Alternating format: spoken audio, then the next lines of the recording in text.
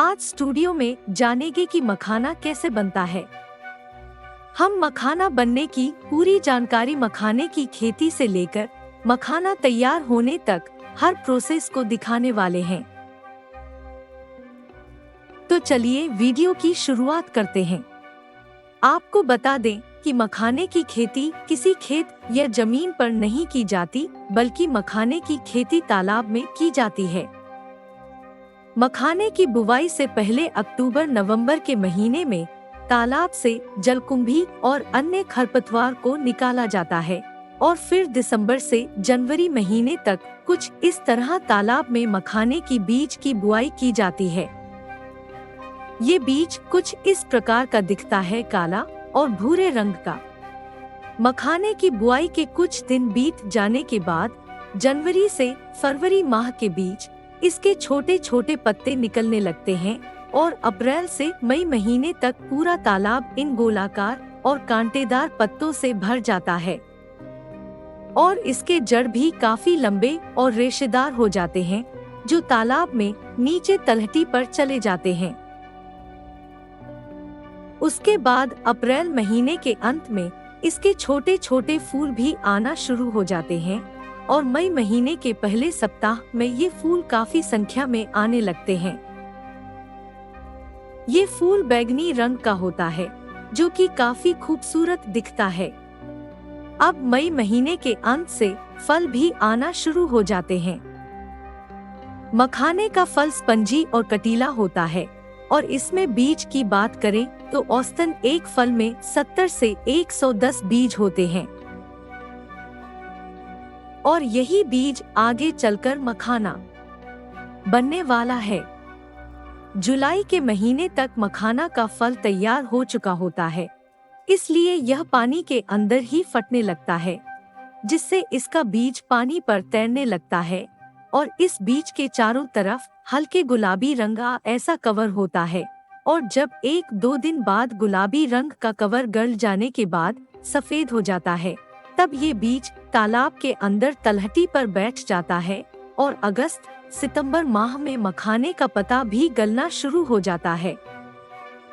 जिसके बाद तालाब से उन पत्तों की सफाई कर ली जाती है और मखाने का जो बीज पानी के अंदर बैठ गया था, अब उसे बाहर निकाला जाएगा,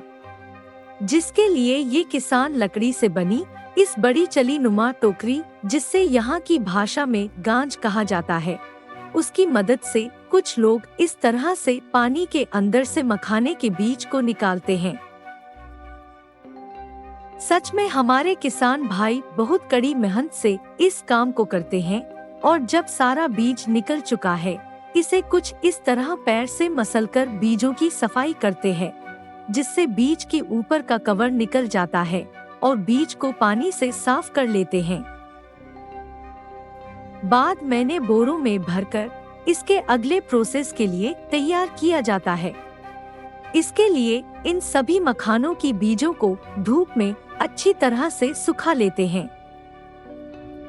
और फिर खास प्रकार के चलनी से छानकर अलग अलग आकार वाले बीजों को अलग कराया जाता है और फिर इन बीजों को अच्छी तरह फैलाकर धूप में सुखाया जाता है, जिससे इसका रंग काले से गहरे लाल रंग में बदल जाता है।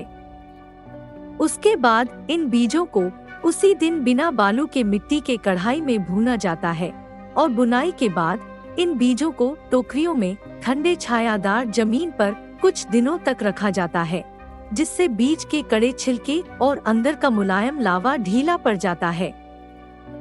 अब थोड़ा थोड़ा करके इन बीजों को कढ़ाई में भूना जाता है। आपको बता दें कि बीज को भूनने के लिए 4 मिट्टी के और 1 लोहे की कढ़ाई की जरूरत पड़ती है। भूनते समय लोहे की कढ़ाई से बीज के द्वारा फट फट की आवाज आने पर इन बीज को कढ़ाई से निकालकर लकड़ी के पीठे पर रखकर लकड़ी से बने थापी से मारकर फोड़ा जाता है, जिससे छिलका टूटकर अलग हो जाता है और काफी गर्म होने के कारण बीज लावा के रूप में फूटकर बाहर छिटक जाता है और यही लावा मखाना बन जाता है। आप मखाने की पॉलिशिंग और इसे अच्छी तरीके से छिलका अलग करने के लिए इस मखाने के लाभों को इस मशीन में डाला जाता है, जिससे निकलने के बाद एकदम दूधिया सफेद मखाना तैयार हो जाता है और फिर इन सभी को पैकेट में भरकर पैक कर देते हैं, तो ऐसे मखाना तैयार हो जाता है। दोस्तों, हमें इतनी जानकारी इकट्ठा करने में काफी मेहनत लगी है। आशा करता हूँ आप वीडियो को लाइक जरूर करेंगे और अगले वीडियो आपको किस टॉपिक पर चाहिए हमें कमेंट में जरूर बताएं। हम उस पर वीडियो अवश्य बनाएंगे।